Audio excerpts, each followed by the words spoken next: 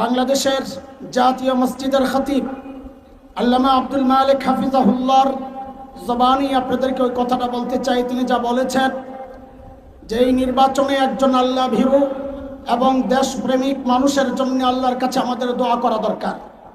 এটাই হচ্ছে আমাদের কথা। আজকে একজন মামুনুল হকের জন্য আমাদের ভোট কেন চাইতে হবে? ইমানের তাগিদে একজন মানুষ তো মামুনুল হককে ভোট দিতে বাধ্য। আজকে কেন তার জন্য জনসভা করে আপনাদের কাছে ভোট ভিক্ষা চাইতে হবে? বরং প্রত্যেকেই তো নিজ উদ্যোগে ইমানদারদের কাছে দাওয়াত পৌঁছানোর কথা।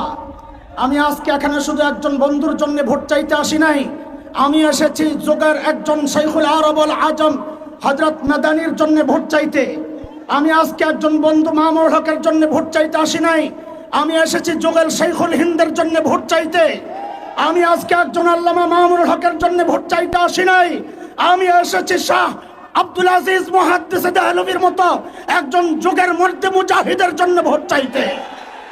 একজন মজলুম জননেতা মামুনুল হককে যদি সংসদে পাঠানো যায়, এদেশের স্বাধীনতা সার্বভৌমত্ব রক্ষা হবে, এদেশের দুর্নীতিবাজরা পলায়ন করতে বাধ্য হবে। আমরা আর কোনো দুর্নীতিবাজ চাই না, দুর্নীতি চাই না, সন্ত্রাস চাই না। লুটেরাদের হাত থেকে যদি এদেশ রক্ষা করতে হয়, রিকশা মার্কায় ভোট দিতে হবে। আগামীর মার্কা